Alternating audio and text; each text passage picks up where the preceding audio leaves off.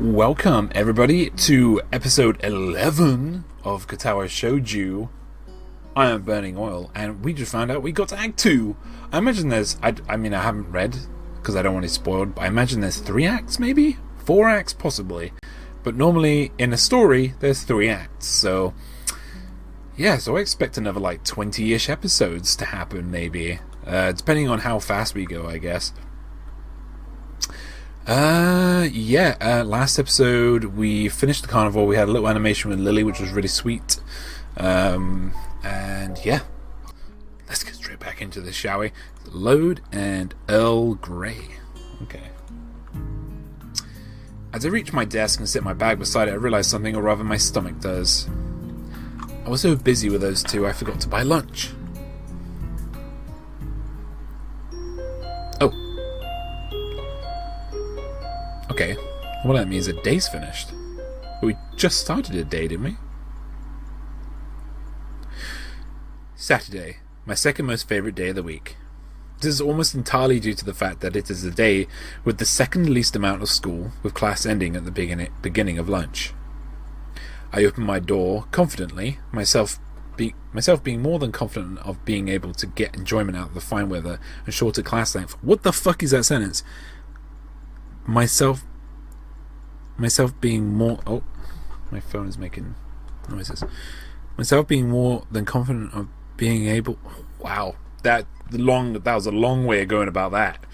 I confidently stride down the hallway and down the stairs to the lobby of the male dorms. Once again, I confidently look behind me to see whose footsteps are approaching. I lose my confidence in this day being enjoyable. Hey man, sup? Yeah, it's good shit. Not much, I guess. Just looking forward to the afternoon. You? Well, he wraps an arm around my slumped shoulders far too comfortably. Something's up. Let's step aside, shall we? I was just about to before you stopped me. He doesn't take my reaction to his theatrics well. Ignoring him, I walk outside and start down the steps. Wait, we just completely ignored Kenji? It doesn't take too long for him to catch up with me again. I wonder if he wants money or to rant about another conspiracy. Maybe both. I've got a bone to pick with you. Uh-huh. It's about that blonde. You know who I'm talking about? Conspiracy it is. For a moment I can contemplate feigning ignorance, but realise this will go quicker if I just let him get it all out. Lily? The one from your class? You're on first name terms with her? He looks positively shocked at this development. Did he not expect me to be able to answer? He gathers himself and coughs into his fist. Dramatically, like everything he does. Well, never mind that. I'm here to warn you. You know, man to man. Warn me about what, Lily? Yeah, you don't know her, man. It's mostly true. I've only known her and Hanako for less than 2 weeks, and even then we've just been exchanging banal chatter about school as we while away lunch. Pretty sure you don't either. That's not the point. You're the one spending inordinate amounts of time with her, man. It distresses me that someone like Kenji, who's probably as far out of the loop as one could possibly get, knows about such a trivial fact as who I choose to befriend. Then again, I am a transfer student, and she's not the only representative of their class, but also a tall blonde. Maybe I should appreciate this ranting as a warning that the rumour mill exists in this school and that I am firmly within it. It's just lunch, nothing special. Look, man, look under the bridge. See this bridge? You're under it. A man's got to do what a man's got to do to get intel. I just want to make sure you don't end up too far under the bridge. You're losing me, Kenji. That's okay. Lots of people get lost. That's why I'm here to help. Just be careful around here, okay? She looks all harmless on the outside, but I've heard shit. Bad shit. Oh, God. You know the student council, right? He seems to involuntarily shudder as he says the words. Putting him and Shizune together in a room is an amusing mental exercise. I wonder if they've met. Yeah, Shizune and Misha are in my class. I seem to have dodged the draft, though. Good man, good man. But this blonde, she was there, in the student council, right damn there, man. I see, and she's not there now. Seriously, think about it. Something must have gone down. I stopped walking for a moment, giving the idea more thought than I probably should. It would explain the fight the two had, at least in part. Wait, no, not really. Even leaving the student council would need a catalyst. In the end, it doesn't explain much at all, other than the fact that their feud goes back some ways. I guess you have a point. I'm not seeing how that really affects me, though. Yes, exactly. Okay, now feel this one. Lily's foreign, obviously. Obviously. Now, what nationality is she? I open my mouth to give the answer, but realize that I have none. In fact, I've given the matter very little thought. Given that she has no accent and acts perfectly Japanese, I suppose it never really seemed important. Now that he mentions it, though, I'm rather curious. To be honest, I don't know. Maybe English? I like tea. They like tea. Wow. I don't. I probably shouldn't resort to stereotypes, but that's the only lead I have. You're not thinking. Luckily you have me here to think for you. Gee, thanks. He brushes off the quip effortlessly. Now answer me this. Who has lots of social power, is filthy, stinking rich? You know blondes are all rich, right? Has a long history of disputes and used to belong to a much larger organization? The Roman Catholic Church? Well, okay, there's that. But there's also the mafia. Come on, rich, foreign. There's no way she doesn't have connections to them. I have reason to doubt the logic of his deductions, but he shows no sign of stopping. So, do you know where I think she's from? Italy. Mainland Italy, small time, dude. She has to be from Sicily. All those mafioso types come from there. Wait, no. Russia. Damn, this could be bad. The mafia there is serious business, man. Ex-KGB everywhere. Paramilitaries, hardcore smuggling, and... Wait, stop. Just slow down a second. What point are you trying to make here? You don't know what she'll do, man. I won't get in your way. Agents don't operate like that, but I just want you to be careful, man. When the time comes, we need all the help we can get. I don't want to lose you, comrade. Why would you use comrade? Well, at least he's cornered me for... At least he's concerned for me, kinda. I wave goodbye to him as we separate out to our respective classes, but I'm not sure that he sees the gesture. Piling my books into my bag, I glance back at the library books I borrowed last week. I might as well return them, considering they took all of 2 days to finish. I briefly considered inviting Hanako along to the library, but she's already gone. It would probably be better for my studying if I'm alone anyway. With a quick stretch, and I wave to a couple of classmates who give the same to me, I make my way out of the classroom. As I open my bag and shove the books through the return slot in the front counter, I notice a strange person behind the desk, old and graying. She must be Yuko's replacement when she's working at the cafe.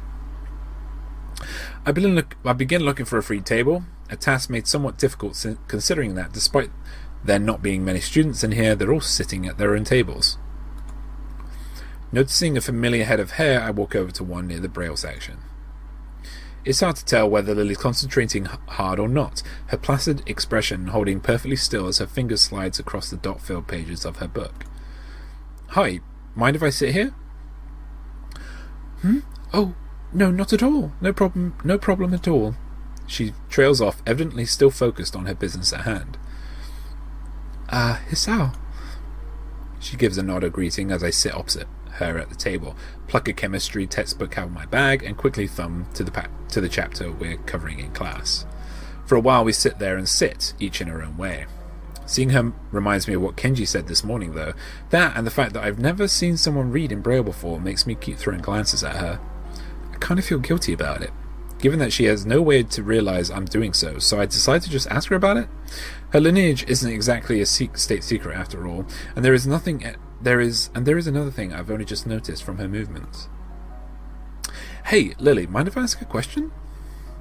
Not at all. Is anything wrong? I was just wondering, you're at least part foreign, right? She gives a small giggle before setting down her book. I've always been amused at how squeamish people are about that. Akira's mentioned how much she and I look different from most others before. The details are a bit complicated, but I'm half Japanese, half Scottish. Please be from the eastern coast. Scottish? That was not exactly my first guess. It takes some effort to not blurt it out loud. I tried to conjure images of the place in my mind. I think as far as the UK goes, Scotland isn't bad to live in, but I'm not really sure. My first guess of England was surprisingly close, at least geographically. That does leave another question, though. But you have no accent. That's where the details begin. I was born and raised in Japan, despite my mother being foreign. Ah, I get it. Hold on. Is she moved to the dorms simply due to Akira working longer hours, so they don't live near the school?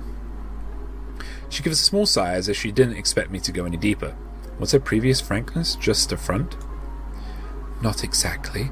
It's been a long time since we've actually met. I feel like I'm not getting the whole story, but I don't really want to go unduly prying into her situation. Her about face shows she feels kind of awkward about it. So, do you speak much English? To be honest, I don't know that much about Scotland, but at least I know that's the main language there. It takes her a moment to collect herself, appreciating the change in topic. So we're speaking Japanese right now, just like we're speaking Japanese. It's like speaking in common in D&D. That's right. My family mostly used Japanese around the house when I was young, but they made sure Akira and I knew our Scottish side just as well. I'm fluent in the language, but I'm also studying it in school to keep my skills up and to have the qualifications on paper, mainly. So you're bilingual. That's pretty impressive. I wouldn't go that far. Having parents who speak the language is a large advantage, and English books in Braille aren't too hard to buy or import, with Yuko's help, at least. There's a relatively high demand for local English teachers here anyway, which also helps give me some motivation to learn it well. Demand for English teachers? For a moment I wonder why she brought this up. You're planning to be an English teacher? She gives an enthusiastic nod. Must be nice, having such a definite future in mind. I've never really given much thought to mine, so I'm kind of envious. What's wrong? It's just, I could see you as a teacher pretty easily. It suits you. For a moment, she's speechless. She lowers her face a little and lets out a nervous giggle, something I've never seen her do before. With Lily's role as a class representative and her dependable nature, teaching does seem to be a line of work fitting her personality. Sorry, that was probably a little too much. It is true, though. Waving her hand in front of her face dismissively, she quickly recovers. It's not that, it's just that only one person's ever said that to me before. A short, somewhat awkward silence follows the discussion. Without knowing it, I ended up steering into a troublesome topic again. I should try to cheer her up a little. It was me who went and got her brooding, after all. Want to go grab lunch at the cafeteria after this? It might perk her up a bit, or at least take her mind off her apparently complicated family situation. Going by her smile, it seems to have the intended effect. I appreciate the thought, but the food there... Quite a quick redirection of the conversation. She does have a point, though. The food isn't the greatest. Maybe the Shanghai? We could ask Hanako if she wants to come as well. What is it? I almost forgot until you reminded me. Hanako's birthday is coming up soon, and I was going to go shopping in the city for a present tomorrow. If that's an invitation, I'd be happy to accompany you. The ability to get more used to the layout of the city would probably be a good thing. I've barely set foot in here, so I'd be hopelessly lost by myself. And we're going on another date with Lily! What is Hisao not getting about this? She gives a nod, signalling that she happily approves of this plans for Sunday. We eventually get back to our books, though before I begin reading again, I steal one last glance at her. Maybe I've been thinking on my situation too much. After all, everybody here would have their own unique circumstances. The chance to get outside and clear my head would probably do me good. Are we ding-ding-donging now? We're ding-ding-donging.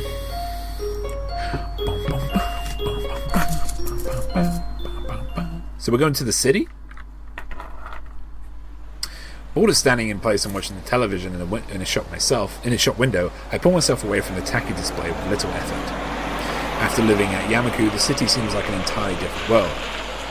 No running in the halls. Calm and orderly conduct is to be used at all times in classrooms. Students are to exit after checking both directions for incomers.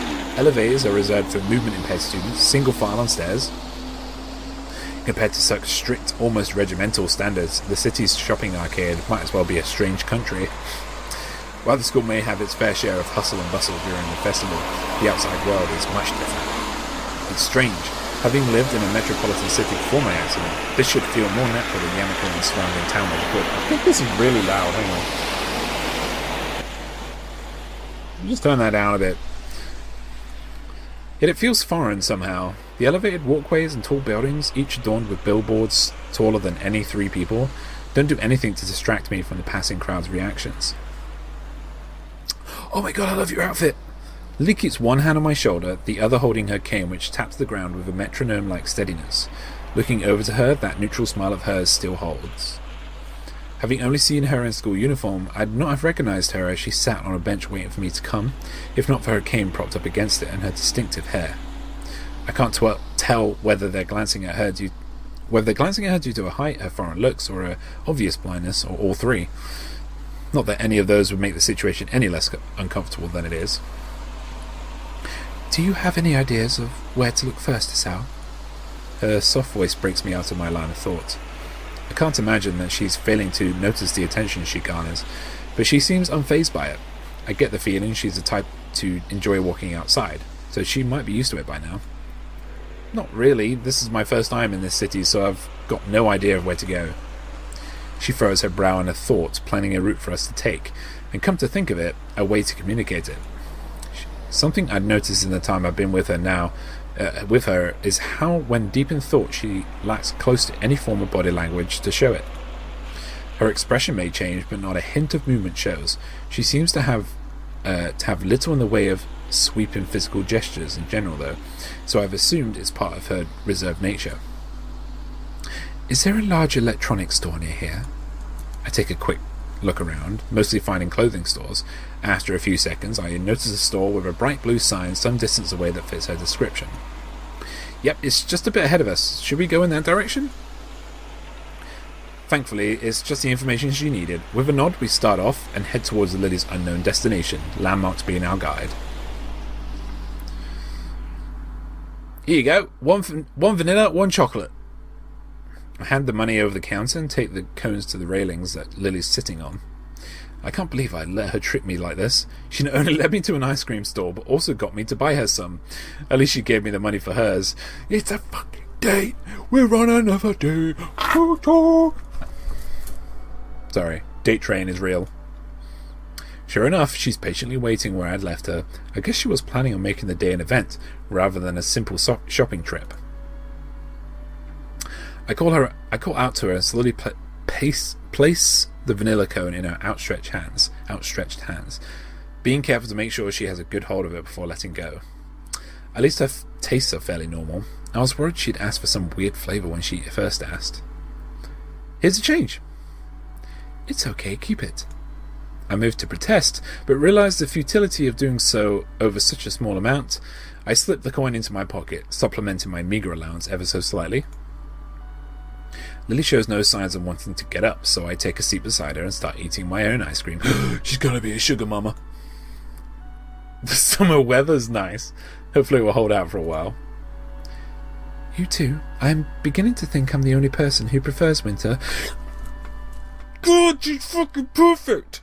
She's perfect for me. Me. Not Hisao. Go away, Hisao. I contemplate her statement for a long moment. Yeah, I think you might be. It draws the intended reaction. She's cute when she's pouting. Still, I can't really imagine what's so good about winter. You can't go out without bundling up and you still freeze anyway. What do you mean? You can go out bundled up and look good? God damn. I used to live further north, where there'd be plenty of snow to play in, so it's a little nostalgic. I don't like the heat very much either. Me neither. Oh my god. Ooh. At least you can wear a skirt, so don't complain about that. She gives an amused giggle as we both get back to finishing off our already melting cones. I idly sit and watch the crowds going by as we eat, catching bits and pieces of conversation. Looking to Lily, I see her dutifully licking her ice cream from the top downwards, blissfully unaware of the fact that it's beginning to melt. It's melting. Where? Down a bit? She lowers her mouth from the top of the cone, but has no idea of exactly where the ice cream's dripping. What follows is a game of guiding her left and right until she finally finds it.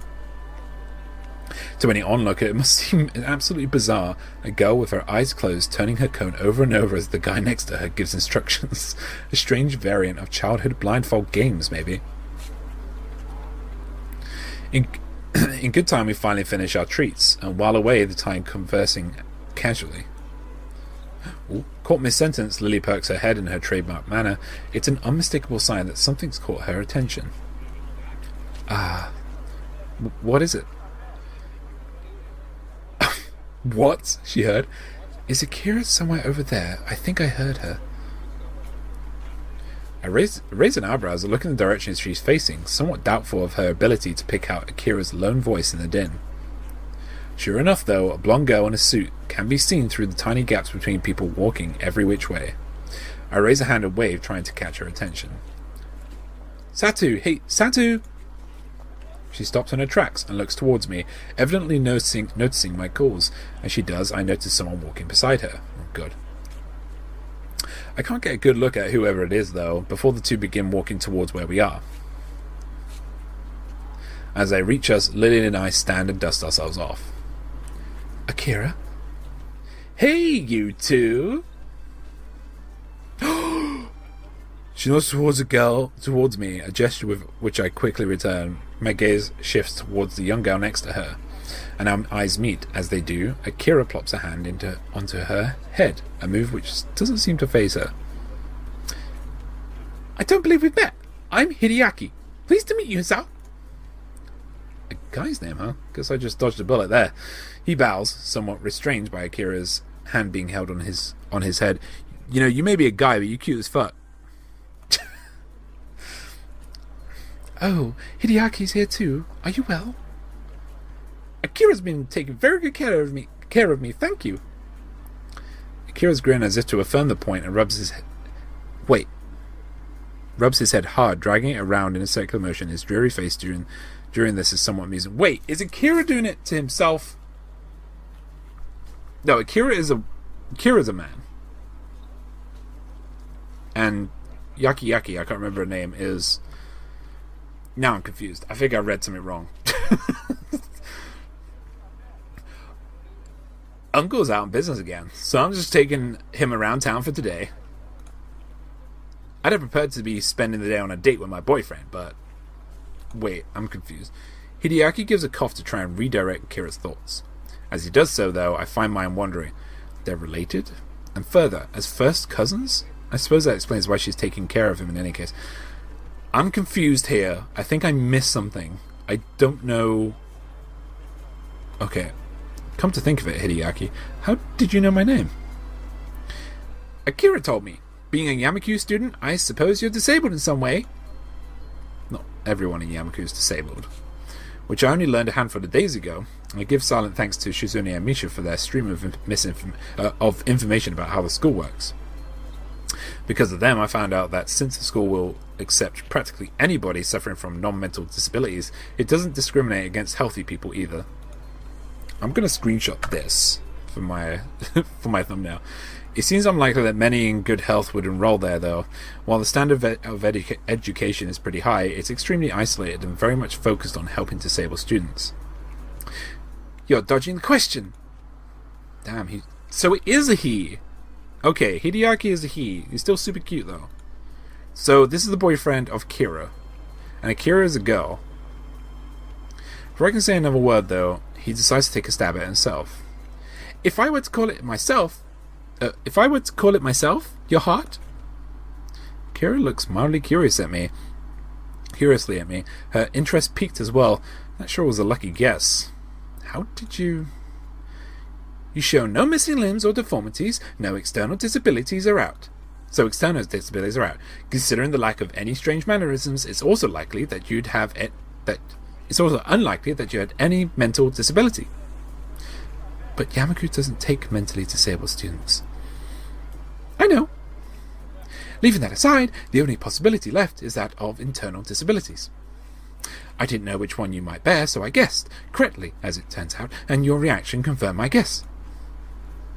More than a little bemused, I looked at Akira. She grins and shrugs. Okay, Akira is a girl. Okay, obviously taking some enjoyment out of her partner's deductions. This is such a strange... You're cute as fuck. I mean, you're pretty cute too, but... He's sharp, yes, but more than a little unsympathetic.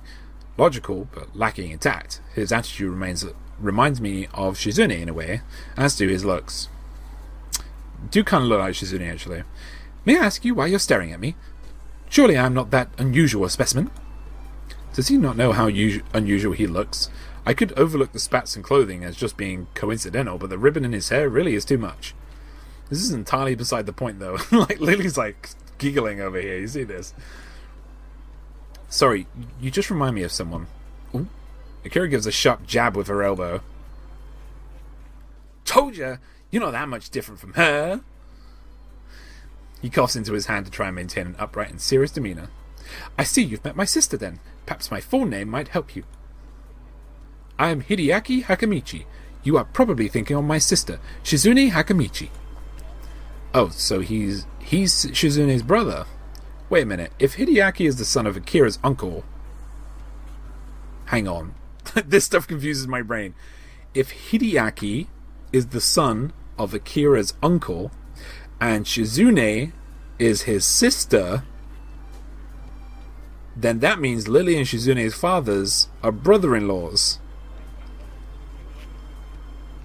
Holy crap. Therefore, Lily and Shizune are first cousins? Sorry, I could have just read that, but I needed to process that in my brain.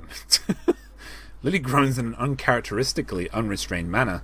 The reaction earns an unamused smirk from her sister.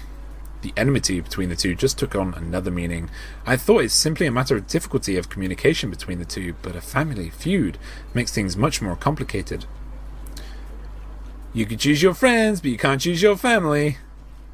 She gives a half-hearted shrug. She mustn't give as much weight to the two's conflict as I do. Well, that's how it is. What are you two up to there anyway on this fine day? We're shopping for Hanako's birthday present. The day will be coming up soon, so this is the last chance we'll have before school starts again for the week. Akira makes a strange face, as if Lily had just said that the sky wasn't blue and the clouds not white. Isn't her birthday on the 10th next month? Oh, she made excuses to go on a date with us. Boom, boom, boom, boom. Boom, boom. Oh. Yes. Why? Is something wrong? Akira's face seems to collapse in an utterly unbefitting expression for someone so rowdy and headstrong. The folks didn't call you yet? As Lily shakes her head cluelessly, I look at Hideaki to see if he knows anything about this. A simple shrug is his only answer. For a moment, Akira ponders what to do before smiling again. The fact that she can hide her emotions so quickly and effectively is unsettling. This is cute. This is a cute couple. Hey, shorty, sorry, but could you hang with Hisao for a while? Oh, God. He nods and waves her off. Akira placing an arm on Lily's shoulder as she guides her away and out of earshot. And so I'm alone with Shorty. So, nice weather, isn't it? It seems that... I guess they dubbed us. Indeed. What a farcical attempt at small talk. I've no idea of how to talk to this guy, and his robotic responses aren't helping. Blood and a stone come to mind. Without another word, he begins to rock on his feet in an obvious gesture of boredom with this discussion. He really is like a little kid, despite his serious demeanour. Suspecting the conversation over, I decide to accomplish what I came to do in the first place. I'm going to go search for a present. Coming? Not much else to do. In a little while, we come to a small shop beside a convenience store. For once, the store windows aren't filled with electronics and computer games, but dolls, stuffed bears, and all manner... For once, the stores aren't... Okay, so stuffed bears and all manners of wood-crafted oddities. Othello's. Antiques? An antique store? Well, if there's anything in this town that suit Hanako, I guess it'd be here. I reach for the old-looking door handle, but pull back at the last minute as I realise my companion's gone adrift. Not coming in? I'll just be in the newsstand for a while. Don't mind me. His voice makes it painfully clear he has zero interest in what's in the store and that he doesn't feel obligated to follow me. As he wanders off without another word, I push the thick wooden door and enter the store, a bell above me ringing out. The musty smell of old books and wooden shelves is distinctly anachronistic. I look to the counter beside the door. The greying man behind it sits there silently reading a tattered book. He certainly fits the look of the place. Slowly wandering through the aisles, the person I'm reminded of as I inspect each handcrafted or imported oddity in turn isn't Hanako. Crouching down, I examine the ancient oak desk inside the shop window. At least 30 dolls, all varying wildly in size and make. The only similarity between them is the long Victorian dresses they wear. I turn the price tag of one that looks to be about waist height. It's not in my price bracket at all. I do the same to each of them, getting more and more depressed as they get smaller and smaller in size. That is until I reach the very smallest one. It's affordable, just, yet of quality make, and with long auburn hair and a little blue dress. I decide it's the kind of present Hanako would appreciate. Pretty looking and far from gaudy. After I carefully pick it up, I decide to keep looking around the store. I'm not sure whether it's because I like the atmosphere or out of simple curiosity. Peeking around the corner before I go to the next aisle, I see that the shelves in this one are stocked with wooden toys, from toy cars to intricate automatons. Tucked behind a line of nutcrackers, I notice a little plain wooden box. It feels surprisingly light as I pick it up with my free hand. But that is where we are going to end episode 11, because we are out of time, my friends. Let's save it. I want to know what this one's called. So, hang on. What's it called? Presence and Presents. Presence and Presence. Okay. Alright. Thank you for joining me today, guys. Oh, wow, so much happened today. And it's just I'm so happy Lily is like finding excuses just to go out with us. Obviously, she could have got this present way before now.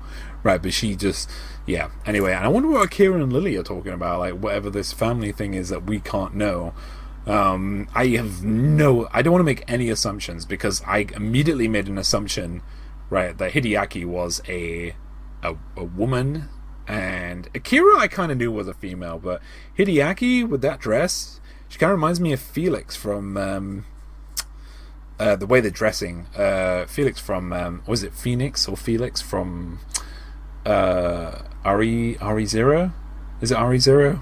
I think, or RE0.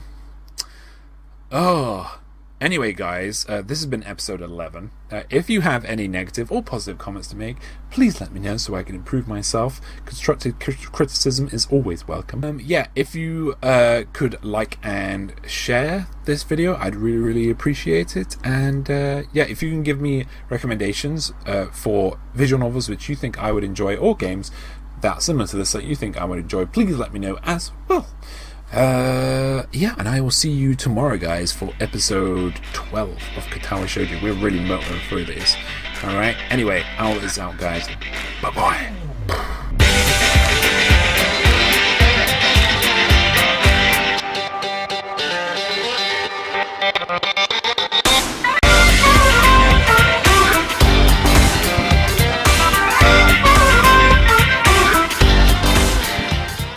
Please let me know as well.